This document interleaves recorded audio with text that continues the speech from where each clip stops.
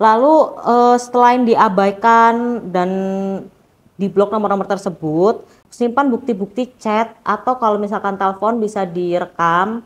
Itu bisa jadi senjata teman-teman jika teman-teman ingin melaporkan peneror tersebut. Jadi teman-teman tetap harus waspada ya, karena itu bisa aja terjadi sama siapapun tanpa terkecuali. Lalu apa sih yang harus teman-teman lakuin jika teman-teman sudah terlanjur menjadi korban? Pasti pengen tahu kan?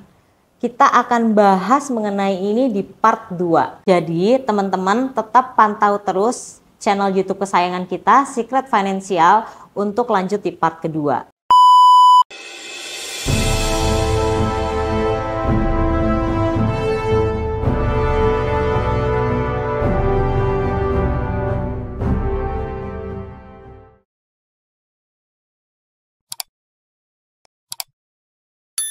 Halo teman-teman, kembali lagi di channel YouTube kesayangan kita semua, Secret Financial. Kembali lagi di sini bersama Aya. Sebelumnya kita ngebahas tentang modus baru pinjol, tentang pengiriman barang e-commerce untuk menjebak korban. Nah, di part 1 kan kita sudah bahas bagaimana modus ini bekerja, bahaya modus ini seperti apa, langkah-langkah untuk menghindari modus ini seperti apa. Nah, di part pertama kemarin kan saya sudah janji akan ngebahas tentang apa yang harus dilakukan jika sudah menjadi korban. Nah, kita nggak usah panjang-panjang lagi, kita langsung bahas aja. Yang pertama, simpan bukti. Jadi di saat kurir itu masih ada di tempat, teman-teman ini kan pasti ngecek ya, barang ini dari mana, terus pengirimnya siapa, sumbernya dari mana. Itu teman-teman foto. Kalau perlu direkam video juga lebih baik. Lalu untuk komunikasi-komunikasi teror-teror yang pernah teman-teman terima itu disimpan, di screenshot, habis itu disimpan jika teman-teman akan melaporkan ke pihak yang berwajib atau ke pihak OJK. Lalu laporkan ke e-commerce bersangkutan. Laporkan akun pelaku di e-commerce bersangkutan yang digunakan untuk pengiriman barang. Jadi misalkan teman-teman dapat paket itu dari aplikasi Orange. Nah, itu kan di aplikasi online itu pasti kan nanti di pengirim itu ada kan nama akunnya siapa. Itu laporkan ke pihak aplikasi Orange.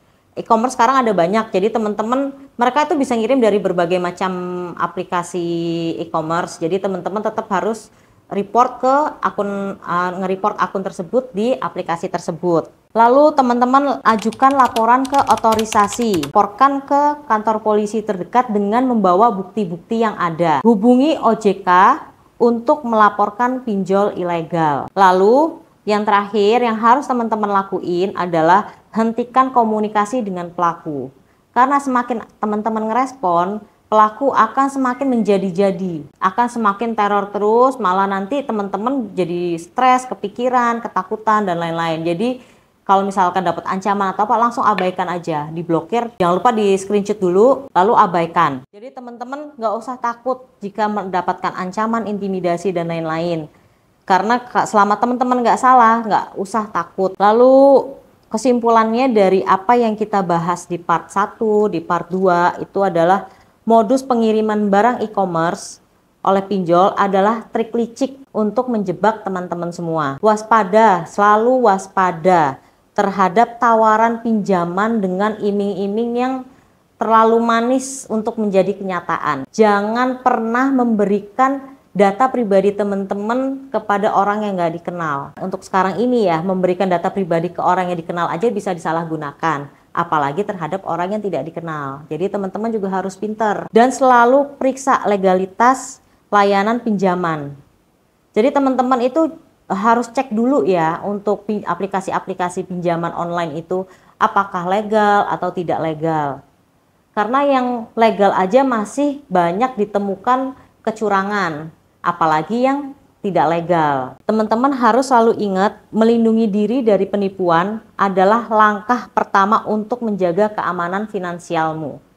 Jangan sampai teman-teman terjebak dengan iming-iming manis dari aplikasi-aplikasi yang tidak bertanggung jawab. Dan sekali lagi untuk teman-teman, Jika teman-teman ini kan sudah lihat nih channel YouTube nih, teman-teman sudah pinter, tapi mungkin di sekitar sekeliling teman-teman semua ini ada yang belum paham atau apa, teman-teman bisa bantu untuk mengedukasi mereka, karena banyak yang menjadi korban karena kurangnya pengetahuan. Jadi jika teman-teman bisa ngebantu orang-orang di sekitar teman-teman, bisa mengurangi korban-korban yang berjatuhan.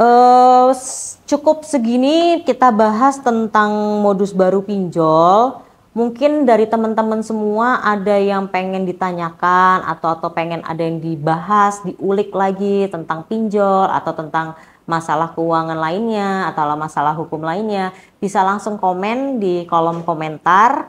Nanti akan kita baca satu-satu komentarnya dan kita akan memberikan jawaban di video-video selanjutnya. Dan untuk teman-teman semua, tetap jaga kesehatan dan selalu waspada. Kita ketemu lagi di video selanjutnya. Jangan lupa untuk share, like, komen, dan subscribe. Dadah!